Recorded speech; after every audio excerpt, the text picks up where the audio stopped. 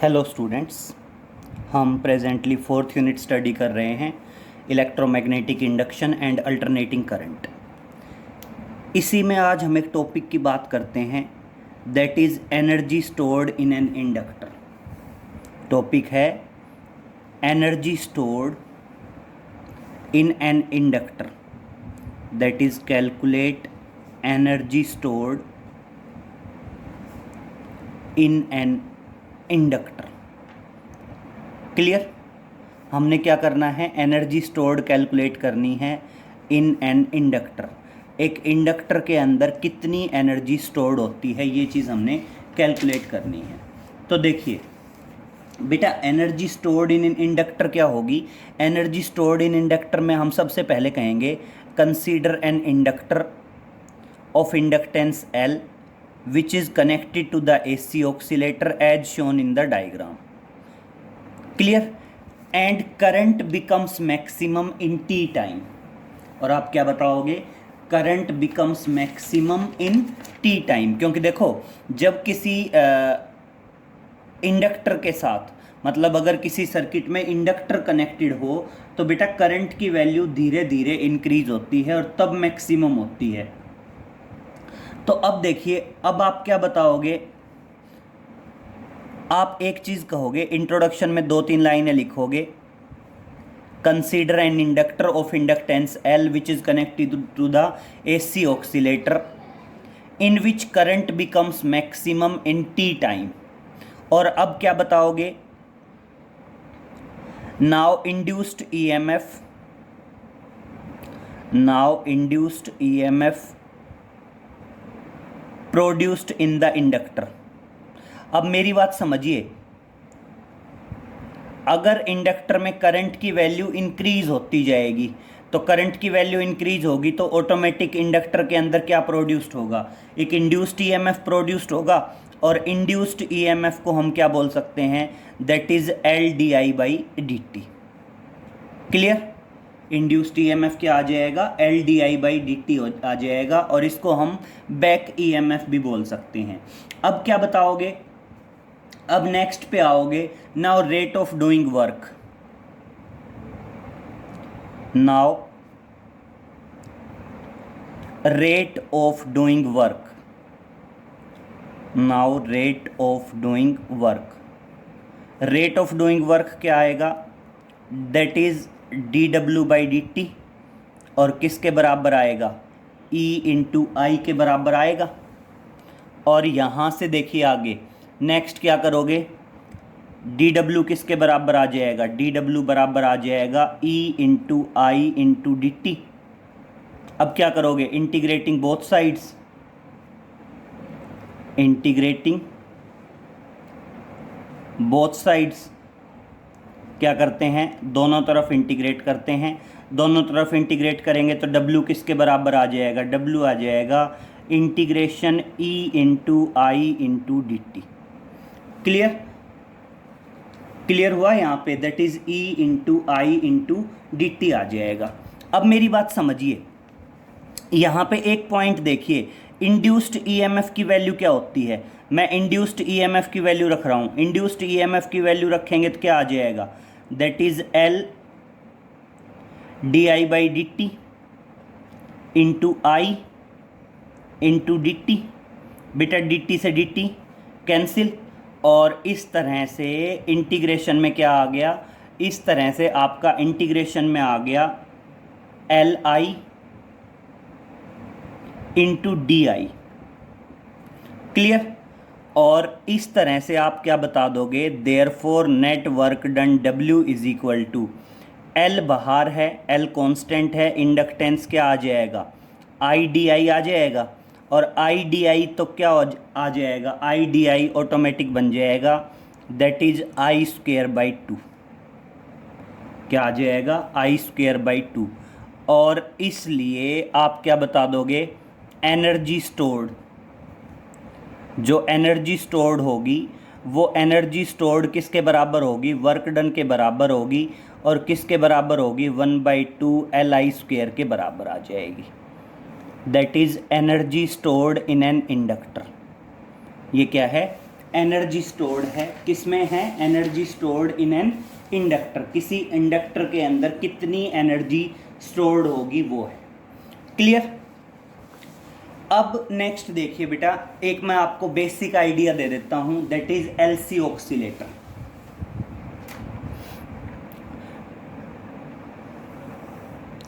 Just basic idea दे देते हैं। चलो ये करते हैं, why the capacitor block DC, why the capacitor block DC. Capacitor जो है वो डायरेक्ट करंट को ब्लॉक क्यों करता है, डीसी को ब्लॉक क्यों कर देता है? तो समझिए, आप इसमें क्या बताओगे, we know that capacitive reactance, capacitive reactance, बेटा कैपेसिटर की जो रेजिस्टेंस होता है उसको क्या बोलते हैं, कैपेसिटिव रिएक्टेंस बोलते हैं। किसके बराबर होगा, एक्सी। एक्सी किसके बराबर होगा, 1/ωc, और ओमेगा की वैल्यू रखेंगे तो ओमेगा किसके बराबर आएगा, that is 2π nu into C. Clear हुआ यहाँ तक? अब मेरी बात सुनिए, आप बताओगे for DC, for DC, DC मतलब डायरेक्ट करंट, डायरेक्ट करंट के लिए frequency nu is equal to 0 and therefore capacitive reactance, capacitive reactance XC will becomes infinite, will becomes infinite। Clear. And अगर बेटा नाम कैपेसिटिव रिएक्टेंस है तो resistance, और आप क्या बता दोगे, hence capacitor block DC, hence capacitor block DC. और इसलिए कैपेसिटर जो है बेटा वो क्या करता है, डायरेक्ट करंट को ब्लॉक करता है। ध्यान रखना बेटा, अगर मैं बात कर रहा हूं कि कैपेसिटर डीसी को ब्लॉक क्यों करता है, अगर कैपेसिटर की बात कर रहे हैं तो इसका मतलब कैपेसिटिव रिएक्टेंस होगी, क्योंकि कैपेसिटर का जो अफेक्टिव रेजिस्टेंस है वो क्या है, कैपेसिटिव रिएक्टेंस है। तो देखिए आप क्या बताओगे, कैपेसिटर की कैपेसिटिव रिएक्टेंस होती है XC, that is 1/ωc, omega की वैल्यू 2π न्यू इंटू सी। डायरेक्ट करंट की बात करें तो डायरेक्ट करंट के लिए फ्रीक्वेंसी 0 होगी। अगर बेटा फ्रीक्वेंसी 0 हुई तो ऑटोमेटिक कैपेसिटिव रिएक्टेंस क्या हो जाएगा, फ्रीक्वेंसी की वैल्यू 0 रखो तो XC इनफाइनाइट आ जाएगा। और अगर बेटा रेजिस्टेंस इनफाइनाइट हो गया तो करंट अपने आप क्या हो जाएगा, ब्लॉक हो जाएगा। और इसलिए हम कह देते हैं capacitor block AC, sorry capacitor block DC. और कैपेसिटर क्या कर देता है बेटा, डीसी को ब्लॉक कर देता है। क्लियर। अब मेरी बात सुनिए, ये 2 क्वेश्चन हैं नेक्स्ट जो मैं करवा रहा हूं, काफ़ी इंपॉर्टेंट है, आपने ध्यान रखने हैं, अच्छे से आने चाहिए। देखिए नेक्स्ट क्वेश्चन की बात करते हैं। मान लीजिए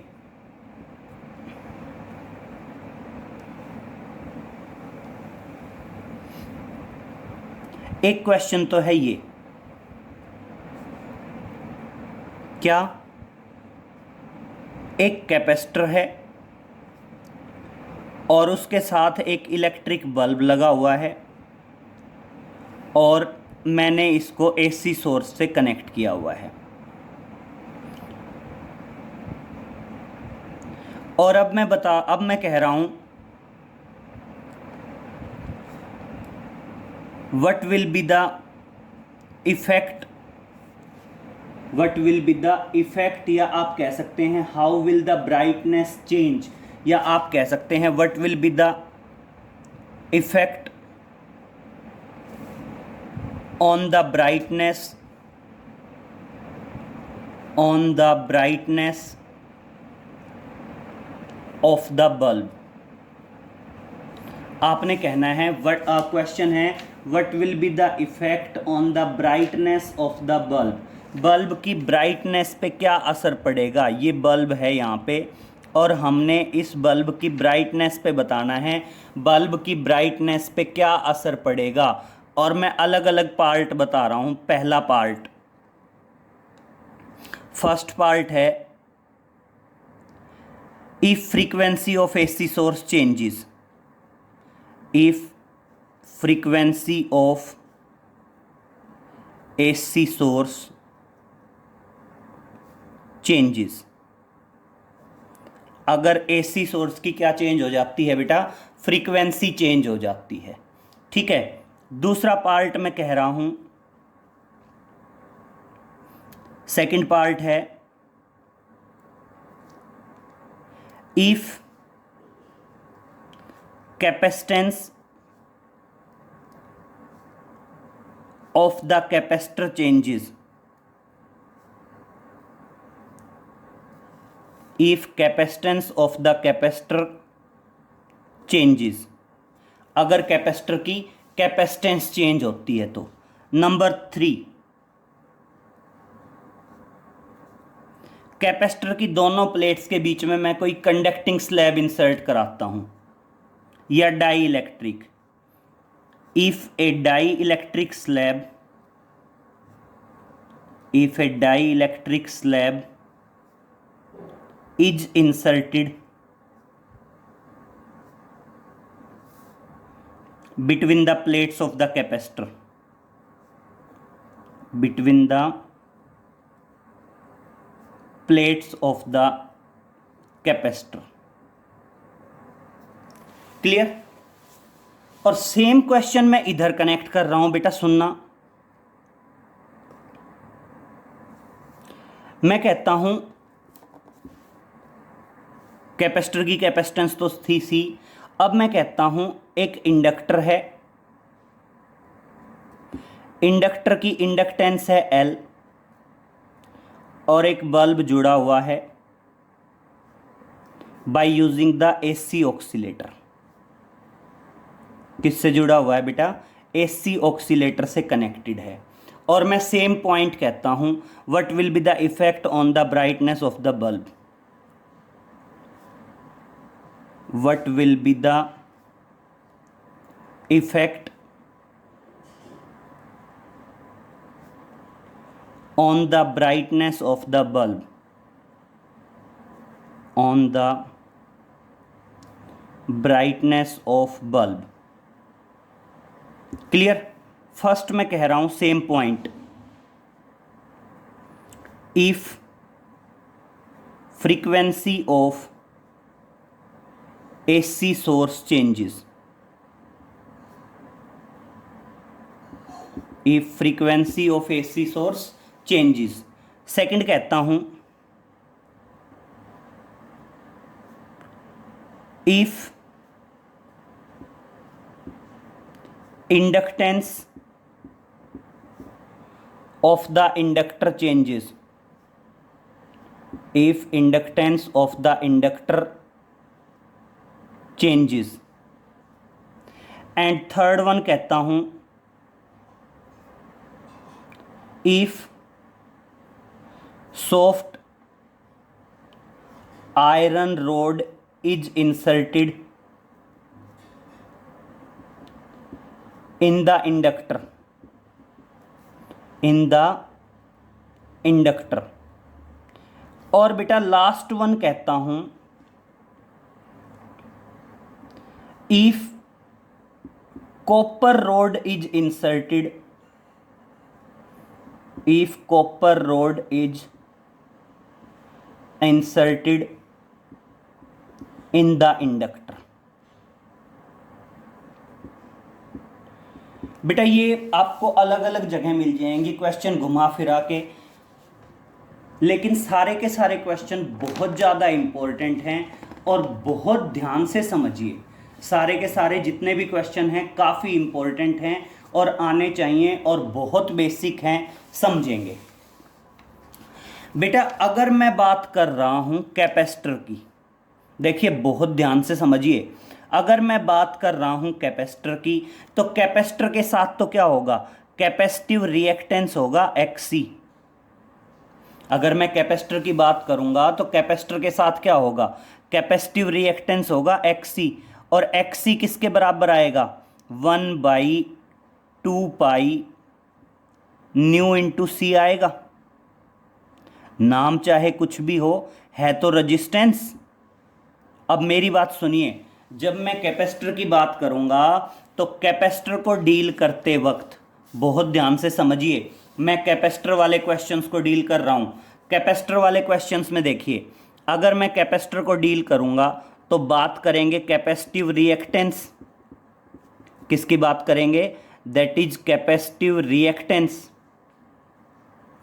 और बेटा कैपेसिटिव रिएक्टेंस क्या होती है, XC किसके बराबर आएगी, 1/2 pi nu into C। Clear. अब मेरी बात समझिए बेटा, frequency of AC source changes, पहला पार्ट क्या है, दैट इज ये frequency of AC changes. Yes बेटा, नाम चाहे कुछ भी है, लेकिन ये है तो रजिस्टेंस, और रजिस्टेंस है तो मेजरिंग यूनिट इसकी क्या रहनी है, ओम रहनी है। और अब समझिए बेटा बहुत ध्यान से क्या पॉइंट है। अब पॉइंट कहता है, अगर मैं कहता हूं फ्रीक्वेंसी इंक्रीज होगी, यस ध्यान रखिए, अगर फ्रीक्वेंसी इंक्रीज होगी तो ऑटोमेटिक आपके XC की वैल्यू डिक्रीज होगी। बेटा XC क्या है, रजिस्टेंस। और मेरी बात सुन लीजिए, अगर किसी सर्किट में रजिस्टेंस डिक्रीज होता है तो सर्किट में करंट की वैल्यू क्या होगी, इंक्रीज। और बेटा करंट की वैल्यू इंक्रीज होगी तो ऑटोमेटिक आपकी जो ब्राइटनेस है वो क्या हो जाएगी, इंक्रीज हो जाएगी। क्योंकि ब्राइटनेस हमेशा किससे रिलेटेड होगी, ब्राइटनेस हमेशा करंट से रिलेटेड होगी। क्लियर हुआ ये पॉइंट। तो बहुत ध्यान से समझिए, अगर मैं कैपेसिटर की बात कर रहा हूं तो कैपेसिटर के साथ तो क्या आएगा, कैपेसिटिव रिएक्टेंस आएगा। नाम इसका चाहे कुछ भी हो, ये है तो रजिस्टेंस। तो देखिए फ्रीक्वेंसी ऑफ AC सोर्स में अगर मैं कहता हूं फ्रीक्वेंसी इंक्रीज होगी तो ऑटोमेटिक आपकी कैपेसिटिव रिएक्टेंस डिक्रीज होगी। बेटा कैपेसिटिव रिएक्टेंस डिक्रीज हुई तो करंट ऑटोमेटिक क्या होगा, इंक्रीज, क्योंकि कैपेसिटिव रिएक्टेंस क्या है, रेजिस्टेंस। और ऑटोमेटिक आपकी जो ब्राइटनेस है वो ब्राइटनेस क्या हो जाएगी, इंक्रीज हो जाएगी। क्लियर। अब ये है तो XC, लेकिन ये है क्या अपने आप में, ये अपने आप में है that is capacitive reactance, capacitive reactance. Clear हुआ, ये कैपेसिटिव रिएक्टेंस है। अब मेरी बात समझिए, अब हम नेक्स्ट पॉइंट पे आते हैं, इसी को रेसिप्रोकल कर दें। अगर आपकी फ्रीक्वेंसी डिक्रीज होती है तो फ्रीक्वेंसी अगर डिक्रीज होगी तो XC की वैल्यू इंक्रीज होगी। XC क्या है, दैट इज कैपेसिटिव रिएक्टेंस। अब एक तरह से बेटा अगर रेजिस्टेंस इंक्रीज हुआ तो सर्किट में करंट की वैल्यू क्या होगी, डिक्रीज होगी। और बेटा करंट की वैल्यू डिक्रीज हुई तो आपकी ब्राइटनेस भी क्या हो जाएगी, डिक्रीज हो जाएगी। बेटा मेरी तरह एरो मार्क लगा लगा के नहीं लिखने हैं, मैं तो समझाने के लिए एरो मार्क लगा रहा हूँ। आप पर्टिकुलर वर्ड यूज़ करेंगे, जैसे क्या है, if frequency increases then capacitive reactance decreases. अब कैपेसिटिव रिएक्टेंस रेजिस्टेंस है, therefore current increases and hence the brightness increase up. Clear. दूसरी बात करते हैं बेटा कैपेसिटेंस की। यस, ये समझिए थोड़ा सा ध्यान से बेटा, कैपेसिटेंस को कहते हैं C। अगर मान लीजिए कैपेसिटेंस इंक्रीज होती है तो ऑटोमेटिक आपका XC क्या होगा, डिक्रीज होगा। यहां पे देखिए, अगर कैपेसिटेंस इंक्रीज होती है तो ऑटोमेटिक XC की वैल्यू क्या होगी, डिक्रीज। बेटा अगर XC डिक्रीज हुआ तो करंट अपने आप में क्या होगा, इंक्रीज। और बेटा अगर करंट इंक्रीज हुआ तो आपकी जो ब्राइटनेस है वो ब्राइटनेस भी क्या हो जाएगी, इंक्रीज हो जाएगी। वो ब्राइटनेस भी क्या हो जाएगी, इंक्रीज हो जाएगी। नेक्स्ट पे चलते हैं। अगर कैपेसिटेंस डिक्रीज तो ऑटोमेटिक आपकी एक्सी की वैल्यू इंक्रीज। देखें, अगर कैपेसिटेंस डिक्रीज तो एक्सी की वैल्यू इंक्रीज, और बेटा रेजिस्टेंस अगर इंक्रीज हो गया तो करंट क्या होगा, डिक्रीज, और आपकी जो ब्राइटनेस है वो ब्राइटनेस भी क्या हो जाएगी बेटा, डिक्रीज हो जाएगी। ब्राइटनेस भी क्या हो जाएगी, डिक्रीज हो जाएगी। अब एक पॉइंट समझिए यहां पे, इस सेकंड पॉइंट से रिलेटेड। अब पैरेलल प्लेट कैपेसिटर है, पैरेलल प्लेट कैपेसिटर की कैपेसिटेंस होती है A epsilon nought over D. तो वो कई बार ना डायरेक्ट कैपेसिटेंस ना बोल के वो ऐसे कह देगा कि अगर प्लेट एरिया बढ़ गया तो कैपेसिटेंस बढ़ जाएगी, फिर बढ़ने वाला पैटर्न फॉलो कर लेना। प्लेट एरिया घट गया तो कैपेसिटेंस घट जाएगी। दोनों प्लेट के बीच का सेपरेशन बढ़ गया, यहाँ पे ए क्या है, प्लेट एरिया, एंड डी क्या है, सेपरेशन बिटवीन द प्लेट्स। तो डायरेक्ट कैपेसिटेंस ना कह के वो इस तरह से इससे रिलेटेड भी कर सकता है। तो आप अगर इससे रिलेट करोगे तो भी एक्सप्लेन कर दोगे। बस ध्यान रखना है, पैरेलल प्लेट कैपेसिटर की कैपेसिटेंस होती है A epsilon nought over D. Next पे चलते हैं बेटा। अगर कैपेसिटर की दोनों प्लेट्स के बीच में डाई इलेक्ट्रिक स्लैब इंसर्ट कराई गई, बेटा ध्यान रखना, चाहे आप डाई इलेक्ट्रिक स्लैब इंसर्ट करो, चाहे आप डाई इलेक्ट्रिक स्लैब लगाओ या कंडक्टिंग स्लैब लगाओ, चाहे आप डाई इलेक्ट्रिक स्लैब लगाइए या कंडक्टिंग स्लैब लगाइए, अगर दोनों में से कुछ भी इंसर्ट करते हैं कैपेसिटर की दोनों प्लेट्स के बीच में, तो बेटा ऑटोमेटिक आपकी कैपेसिटेंस बढ़ जाती है। ध्यान रखना, कैपेसिटर की दोनों प्लेट्स के बीच में चाहे आप डाई इलेक्ट्रिक स्लैब इंसर्ट करें और चाहे आप कंडक्टिंग स्लैब इंसर्ट करें, दोनों ही केस में कैपेसिटेंस बढ़ेगी। और बेटा सिंपल सी बात है, अगर कैपेसिटेंस बढ़ी तो कैपेसिटिव रिएक्टेंस कम होगा। बेटा कैपेसिटिव रिएक्टेंस है तो रेजिस्टेंस, और अगर रेजिस्टेंस कम हुआ तो ऑटोमेटिक करंट क्या होगा, इंक्रीज। और बेटा ब्राइटनेस तो करंट के साथ रिलेट करती ही है, अगर करंट ज़्यादा तो ऑटोमेटिक आपकी ब्राइटनेस भी क्या हो जाएगी, ज़्यादा हो जाएगी। ऑटोमेटिक आपकी ब्राइटनेस भी क्या होगी, ज़्यादा। तो ध्यान रहेंगे तीनों पार्ट कि अगर किसी कैपेसिटर के साथ कोई बल्ब कनेक्टेड हो तो फ्रीक्वेंसी चेंज करने से क्या होगा, कैपेसिटेंस चेंज करने से क्या होगा, और कंडक्टिंग या डाई इलेक्ट्रिक स्लैब इंसर्ट कराने से क्या होगा। मेरी तरह सिंबल्स नहीं लगाने हैं, पर्टिकुलर वर्ड यूज करने हैं। बस आपको पता हो nu frequency, XC capacitive reactance, current, capacitance, capacitive reactance, current, capacitance, capacitive reactance और करंट। और बस ध्यान रखना, कैपेसिटर को वो किसी भी क्वेश्चन, किसी भी चीज़ से रिलेट कर सकता है, क्योंकि कैपेसिटेंस किसके बराबर होती है, A epsilon nought over D. अब नेक्स्ट पे आ रहे हैं बेटा। नेक्स्ट सुनिए, अब नेक्स्ट की बात करते हैं। नेक्स्ट मान लीजिए पॉइंट है आपका, what will be the effect on the brightness of the bulb. Same यहां पे क्या लगा हुआ है बेटा, यहां पे इंडक्टर लगा हुआ है। अब मेरी बात सुनिए, कैपेसिटर में क्या था, कैपेसिटिव रिएक्टेंस। इंडक्टर में क्या होता है बेटा, इंडक्टिव रिएक्टेंस होता है। और इंडक्टिव रिएक्टेंस क्या होता है, 2 पाई न्यू इंटू एल। क्या होता है, 2 पाई न्यू इंटू एल। और इसको क्या बोलते हैं, that is known as inductive reactance. That is inductive reactance. जैसे यहां कैपेसिटिव रिएक्टेंस थी तो यहां पे क्या आ गया बेटा, इंडक्टिव रिएक्टेंस आ गया। अब मेरी बात समझिए बेटा, हम बात कर रहे हैं इंडक्टिव रिएक्टेंस की। यस देखिए, अब हम बात कर रहे हैं इंडक्टिव रिएक्टेंस। और अब समझिए, अगर मैं इंडक्टिव रिएक्टेंस की बात करूं बेटा, इंडक्टिव रिएक्टेंस क्या है, XL, 2 pi nu into L.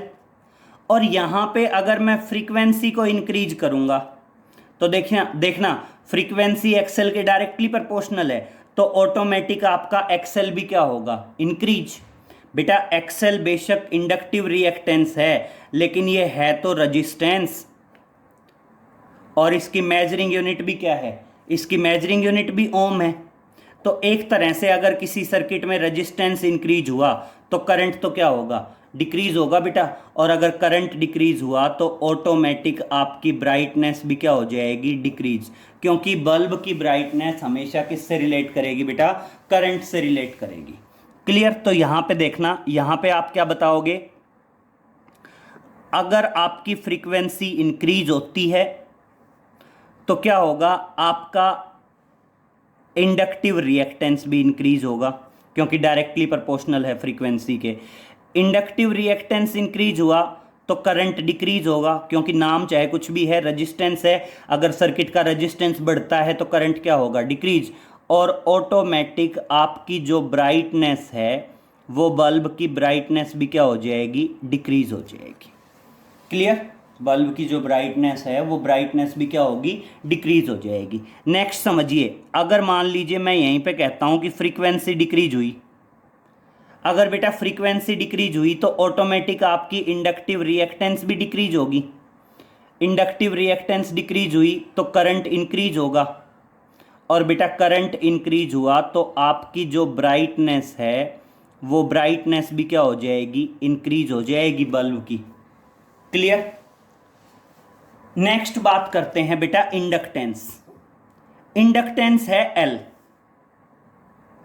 Inductance क्या है, एल, और डायरेक्टली प्रोपोर्शनल है, तो सेम पैटर्न पे आ जाएगा। अगर इंडक्टेंस इंक्रीज हुआ तो इंडक्टिव रिएक्टेंस भी इंक्रीज होगा, क्योंकि डायरेक्टली प्रोपोर्शनल है, ऑटोमेटिक करंट डिक्रीज होगा, और बेटा अगर करंट डिक्रीज हुआ तो आपकी जो बल्ब की ब्राइटनेस है वो बल्ब की ब्राइटनेस भी क्या हो जाएगी, डिक्रीज हो जाएगी। भाई जो बल्ब हम यूज़ कर रहे हैं उस बल्ब की ब्राइटनेस भी क्या होगी, डिक्रीज होगी। क्लियर। अब नेक्स्ट पॉइंट पे देखो, अगर यहीं पे मैं कह दूं कि इंडक्टेंस डिक्रीज होगी, एल अगर डिक्रीज होगा तो इंडक्टिव रिएक्टेंस भी डिक्रीज होगा, और बेटा इंडक्टिव रिएक्टेंस है तो रेजिस्टेंस, अगर रेजिस्टेंस डिक्रीज तो सर्किट में करंट इंक्रीज, और अगर करंट इंक्रीज तो ऑटोमेटिक आपकी जो ब्राइटनेस है वो ब्राइटनेस भी क्या हो जाएगी, इंक्रीज हो जाएगी। ऑटोमेटिक जो आपकी ब्राइटनेस है वो ब्राइटनेस भी क्या हो जाएगी, इंक्रीज हो जाएगी। चले नेक्स्ट पे। अब मेरी बात सुनिए बेटा, अगर डायरेक्ट इंडक्टेंस आ रहा है तब तो कोई फर्क नहीं है, लेकिन बेटा इंडक्टेंस क्या होती है, mu not N square A by L होती है। इंडक्टर की इंडक्टेंस होती है mu not N square A by L. कई बार वो ये कह देता है अगर मैं इंडक्टर के अंदर नंबर ऑफ टर्न्स इंक्रीज करूं, अब मेरी बात सुनिए, अगर यहां पे नंबर ऑफ टर्न्स इंक्रीज किए गए तो इंडक्टेंस इंक्रीज होगी, और इंक्रीज होगी तो कौन सा पैटर्न फॉलो हो जाएगा, इंक्रीज वाला पैटर्न फॉलो हो जाएगा। तो आपको ये पता होना चाहिए कि इंडक्टर की जो सेल्फ इंडक्टेंस होती है, सेल्फ इंडक्टेंस का रिजल्ट होता है mu not N square A by L. यहाँ पे म्यू नॉट तो क्या है, absolute magnetic permeability of free space, N क्या होते हैं, number of turns in the solenoid, A क्या है, एरिया ऑफ द सोलेनोइड, और एल क्या है, लेंथ ऑफ द सोलेनोइड। तो वो सेल्फ इंडक्टेंस को एन के साथ, ए के साथ या एल के साथ रिलेट कर सकता है। ठीक है, ये तो किसका है, फ्री स्पेस का। और अगर बेटा इंडक्टर में कोई मीडियम इंसर्ट करा दिया जाए तो म्यू की जगह क्या, म्यू नॉट की जगह क्या आता है, म्यू, और किसके बराबर होता है, N square A by L. और बेटा यहां पे म्यू किसके बराबर है, म्यू बराबर होता है mu R mu not N square A by L. यहां पे म्यू क्या था, म्यू था absolute magnetic permeability of medium, और किसी भी मीडियम की, ये कहां से लिखा आपने, ये नहीं पढ़ा, रिलेटिव परमिएबिलिटी क्या होती है, permeability of medium to the permeability of free space, और इस तरह से किसी भी मीडियम की परमिएबिलिटी आ जाती है mu R mu naught relative permeability की टर्म्स में, और मैंने यहाँ से क्या कर दिया, म्यू की वैल्यू रख दी। क्लियर? तो आपका ये रिजल्ट आ गया। और अब जो पॉइंट है समझने का वो इंपॉर्टेंट है। देखिए, अगर मैं बात कर रहा हूं सॉफ्ट आयरन की, तो बेटा सॉफ्ट आयरन अपने आप में फेरोमैग्नेटिक सब्सटेंस है। सॉफ्ट आयरन अपने आप में क्या है, फेरोमैग्नेटिक सब्सटेंस है। और फेरोमैग्नेटिक सब्सटेंस के लिए म्यू आर की वैल्यू क्या होती है, म्यू आर की वैल्यू 10⁻³ से 10⁻⁵ की रेंज में होती है। मतलब अगर आप सॉफ्ट आयरन रोड इंसर्ट करेंगे तो आपके एल की वैल्यू इंक्रीज होगी। क्यों इंक्रीज होगी? क्योंकि म्यू आर सॉफ्ट आयरन की रिलेटिव परमिएबिलिटी 10⁻³ से और 10⁻⁵ के बीच में है। क्लियर? और वहीं अगर आप कॉपर की बात करेंगे, यस समझिए, वहीं अगर मैं कॉपर की बात करूंगा तो बेटा आपका सॉफ्ट आयरन तो क्या था, सॉफ्ट आयरन तो था आपका फेरोमैग्नेटिक मटेरियल। सॉफ्ट आयरन तो क्या था आपका, फेरोमैग्नेटिक मटेरियल था। और वहीं अगर मैं कॉपर की बात करता हूं तो कॉपर आपका डायामैग्नेटिक मटेरियल है। और अगर डायामैग्नेटिक मटेरियल है तो म्यू आर की वैल्यू क्या है बेटा, <1 है। तो इसलिए अगर कॉपर रोड लगाई गई तो सेल्फ इंडक्टेंस की वैल्यू डिक्रीज हो जाएगी। बस ये एक पॉइंट है जो आपको अच्छे से पता होना चाहिए, क्योंकि सेल्फ इंडक्टेंस की वैल्यू है μ0n² A/L। यहाँ पे μ0 क्या है, that is absolute magnetic permeability of free space. अगर मान लीजिए, ये तो कब है, जब इंडक्टर की बिल्कुल खाली हो, और अगर इंडक्टर के बीच में कोई मीडियम इंसर्ट करा दिया जाए तो उस टाइम पे μ0 की जगह क्या आ जाएगा, म्यू आ जाएगा। और बेटा म्यू को हम कैसे लिख सकते हैं, mu R mu naught relative magnetic permeability into permeability of free space. और अब यहाँ पे समझने वाला पॉइंट क्या है बेटा, म्यू आर की वैल्यू फेरोमैग्नेटिक मटेरियल के लिए, सॉफ्ट आयरन के लिए 10⁻³ से और 10⁻⁵ के बीच में है, तो ऑटोमेटिक एल की वैल्यू बढ़ गई। और यहाँ पे अगर मैं कॉपर की बात करता हूँ तो कॉपर अपने आप में डाई मैग्नेटिक मटेरियल है और म्यू आर की वैल्यू <1 होती है, तो ऑटोमेटिक आपके एल की वैल्यू घट जाएगी। बस बाकी तो तुम्हें पता है। अब देखिए, अगर एल इंक्रीज हो गया, यहाँ पे देखिए, अगर एल की वैल्यू इंक्रीज होती है तो ऑटोमेटिक आपका एक्सएल इंक्रीज होगा। एक्सएल क्या है, inductive reactance. Inductive reactance increase हुआ तो करंट डिक्रीज होगा, और बेटा अगर करंट डिक्रीज हुआ तो आपकी जो ब्राइटनेस है वो ब्राइटनेस भी क्या हो जाएगी, डिक्रीज हो जाएगी। क्लियर हुआ? अगर आपने सॉफ्ट आयरन रोड इंसर्ट की तो आपके एल की वैल्यू बढ़ गई, एज ए रिजल्ट एक्सएल बढ़ गया, करंट घट गया और ब्राइटनेस भी क्या हो गई बेटा, कम हो गई। और वहीं पे अगर आप कॉपर रोड इंसर्ट करते हैं तो बेटा एल की वैल्यू घटेगी, एल की वैल्यू घटी तो एक्सएल घटेगा, और बेटा एक्सएल घटा तो करंट बढ़ेगा, और करंट बढ़ेगा तो आपके बल्ब की जो ब्राइटनेस है वो ब्राइटनेस भी क्या होगी बेटा, इंक्रीज होगी। क्लियर? तो इस तरह से ये दोनों ही क्वेश्चन काफ़ी इंपॉर्टेंट हैं कि frequency of AC source change किया, inductive reactance, soft iron rod और कॉपर रोड इंसर्ट की। तो क्लियर? ये अपने आप में कहने के लिए तो 2 क्वेश्चन है, लेकिन बेटा बहुत सारे क्वेश्चन हो गए नीचे तक, और ये आपको बुक में अलग अलग मिलेंगे। ठीक है? तो ये क्वेश्चन तो क्या है, ये क्वेश्चन तो है कि बल्ब के साथ कोई कैपेसिटर कनेक्टेड है, और फिर क्या पूछा है, बल्ब की ब्राइटनेस पे क्या इफेक्ट होगा, फ्रीक्वेंसी चेंज करें, कैपेसिटेंस चेंज करें, या डाई इलेक्ट्रिक या कंडक्टिंग स्लैब इंसर्ट करें। दूसरा क्वेश्चन क्या है, बल्ब के साथ इंडक्टर लगा है, एसी सोर्स से कनेक्ट कर रखा है, और अब हमने बताना है कि बल्ब की ब्राइटनेस पे क्या असर होगा अगर frequency of AC source change होती है। Inductance of the inductor change होती है अगर मैं सॉफ्ट आयरन रोड इंसर्ट कराता हूँ और अगर मैं कॉपर रोड इंसर्ट कराता हूँ। तो बेटा ये कई सारे क्वेश्चन हैं, बस आपको पता हो सॉफ्ट आयरन रोड अपने आप में फेरोमैग्नेटिक मटेरियल है और कॉपर अपने आप में डाई मैग्नेटिक मटेरियल है। तो सॉफ्ट आयरन रोड इंसर्ट कराने से इंडक्टेंस क्यों बढ़ी और आपके कॉपर रोड को इंसर्ट कराने से इंडक्टेंस क्यों घटी। अब बेटा इसमें वो चाहे तो और भी क्वेश्चन बना सकता है आगे। बेटा और भी क्वेश्चन कैसे बन सकता है, जैसे कैपेसिटेंस पे बना सकता है, वो समझिए।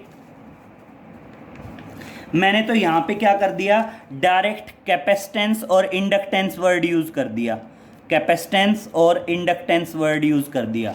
वो यहां पे चाहे तो कैपेसिटेंस होती है A epsilon nought over D, वो डायरेक्ट कैपेसिटेंस के बारे में बात ना करके वो कह सकता है प्लेट एरिया इंक्रीज हो या डिक्रीज हो, separation between the plate increase हो या डिक्रीज हो। और सेम इसी तरह इंडक्टेंस जो होता है वो होता है mu not N square A by L. यहां पे एन क्या है, number of turns of solenoid, A क्या है, एरिया ऑफ द सोलेनॉइड, और एल क्या है, small L, length of the solenoid. Clear. तो ये जो सेकंड पार्ट है इनको डायरेक्ट ना पूछ के इनसे रिलेटेड कोई और पैरामीटर भी वो यूज कर सकता है। बस आपको पता हो capacitance directly proportional to plate area, capacitance inversely proportional to the separation between the plate, inductance directly proportional to number of turns of the solenoid, inductance directly proportional to area of the solenoid, and inductance is inversely proportional to the length of the solenoid। तो कोई भी चीज़ से relate कर सकता है। तो इस तरह से बेटा आज वाले लेक्चर में हमने ब्राइटनेस ऑफ द बल्ब पे क्या असर पड़ेगा, कैपेसिटर के साथ कनेक्टेड हो, ब्राइटनेस ऑफ द बल्ब पे क्या असर पड़ेगा, इंडक्टर के साथ कनेक्टेड हो, या फिर कैपेसिटर डीसी को ब्लॉक क्यों करते हैं, और एक आ गया that is energy stored in an inductor. Clear. आगे बेटा नेक्स्ट एक या दो लेक्चर में हम आपकी जो 4th यूनिट है electromagnetic induction and alternating current, इसको कंक्लूड करेंगे। ये क्वेश्चन काफ़ी इंपॉर्टेंट है, ढंग से देख लीजिए। बाकी नेक्स्ट लेक्चर में मिलते हैं बेटा। Okay, thank you.